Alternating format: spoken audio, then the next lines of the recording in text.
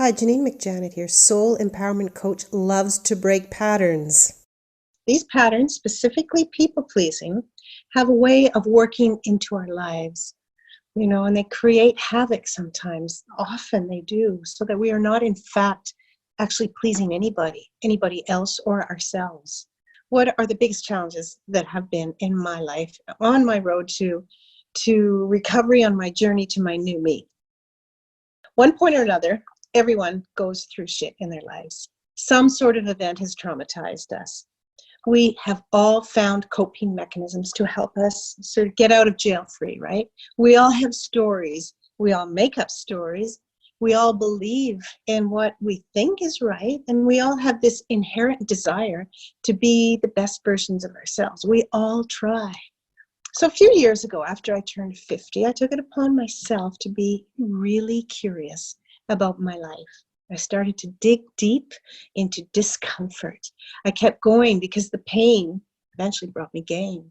I did what I call the soul excavation because I knew that there was something out there more than the run-of-the-mill anxiety causing, fear-provoking, stress-sucking, and exhaustion evoking 9-to-5 corporate job that I was married tightly to for 28 years.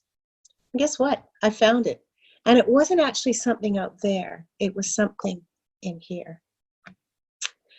It was like a light, and the lessons and the love. Oh my God, it's been an incredible journey, and I just really want to share some of it with you. But what I realize is, as I'm growing and learning and sharing and coaching, is that the majority of my challenges as an adult child were associated with three things specifically. One, I was a fully fledged people pleaser. No wasn't even a word in my vocabulary. Two, I didn't have boundaries whatsoever. None of them. And three, my relationships were always a challenge. And it was pretty much always, I don't like to say, but somebody else's fault if things went wrong. Does that resonate with you at all? I suspect it does, because that's why you are here with me on this video.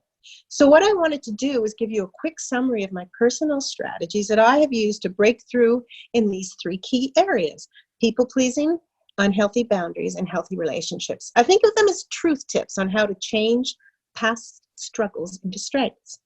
Okay, people-pleasing. What is it all about?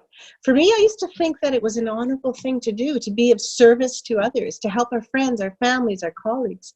I was taught that it was really super important to help and please other people over and above my own needs.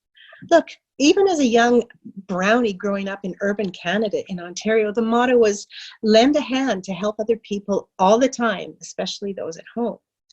But it grew thicker than this, you see. I discovered that I eventually needed to please people all the time in order for me to feel appreciated, in order for me to feel worthy, in order for me to feel safe and secure, to feel protected. In a nutshell, I started people pleasing so that I could feel loved and accepted. So my number one tip on how to shift away from people pleasing is to open up your curiosity. We need to know what's going on if we want to change, right?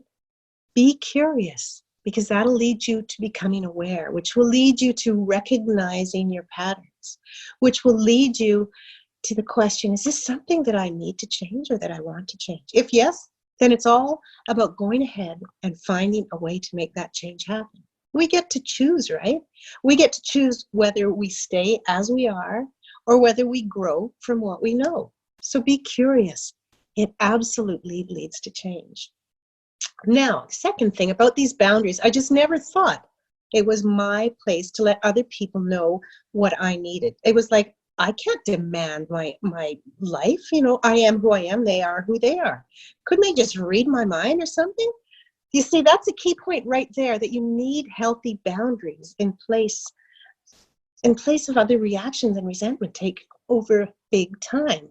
Let's say that again. You need healthy boundaries in place of reactions and resentment, because that's what's going to build up over time. People pleasers don't have boundaries, period. We put ourselves out there ready and willing to help at any given time, regardless of our own needs. Healthy boundaries, they don't come from a Cracker Jack box. They are something that only we can create for ourselves. They lay down the groundwork of how we treat ourselves and consequently of how other people will treat us. We set the standard. And if we don't, guess what? Others will. So I ask these questions. Do you believe that other people are responsible for your happiness? Do you feel that you have to be responsible for their happiness? If so, why did you choose to take on that weight and carry it with you? Can you be truly happy if you are always trying to please others? It really all boils down to us really needing to be clear on who we are and what we want. So my number one tip on how to create healthy boundaries is to open up your curiosity. We need to know what's going on if we want to change, right? Be curious. That will lead you to becoming aware, which will lead you to recognizing your patterns, which will lead you to the question, is this something that I need to change? If yes, then it's all about going ahead and finding a way to make that change happen. We get to choose, right?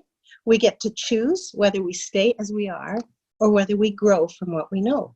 Be curious. It leads to change. Sound familiar? Now, the third component was relationships. What do people pleasing and boundaries have to do with having a great relationship with other people? Isn't it all internal? Listen, if we don't treat ourselves right with love and with respect, with honor and with integrity, then we lose out on the most important relationship in our lives, the relationship with ourselves. So often in a relationship, many of us spend our time and energy in trying to adjust to others, to people please, and we forget all about our own needs. We need a safety net in case we drop into discomfort. So when we choose to always please others with no boundaries in place, we are damaging our most important relationships.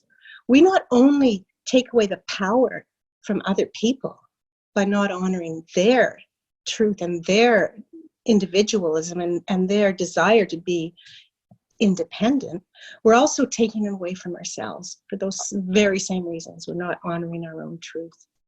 So in order for a relationship to be seeded, to continue to grow up, to bloom and to blossom, there's got to be the right environment, the right soil, the right temperature, the right nourishment, just like trees, right? Just like a family tree. Respect comes from others. When they can see that we respect ourselves, love comes from others. When they can see that we love ourselves. So my number one tip on how to create and sustain healthy relationships is to, you got it, open up your curiosity. We need to know what's going on if we want to change, right? Be curious. That will lead you to becoming aware, which will lead you to recognizing your patterns, which will lead you to the question, is this something that I need to change? If yes, then it's all about going ahead and finding a way to make that change happen. We get to choose, right? We get to choose whether we stay as we are or whether we grow from what we know. So be curious. It leads to change. So I ask you to reflect on where you need a change in your life and whether people-pleasing and lack of boundaries is part of the problem in your relationships with yourself and with other people. So to sum it up, it's incredibly important to transform our people-pleasing patterns through curiosity so that we can create healthy boundaries through awareness, so that we can have and sustain healthy relationships through action. Become curious about the patterns in your life. Become aware of your behaviors, your languages, and your responses. Take action to create the relationships that you know that you deserve. We all know that kindness breeds kindness, but we have to remember to be kind to ourselves. We have to. Breaking the cycle of dysfunction, it's not easy. Little steps. Little steps are essential to reaching our goals. Declare what you want. Find support to help you get there. Bad habits, they're hard to break. But when we change them into good habits, guess what? The good habits are also hard to break. Because habits are habits. Patterns are patterns. It's really a matter of reprogramming our subconscious mind. But we have to give ourselves the options. We have to know what they are. It's never, ever too late to make a change.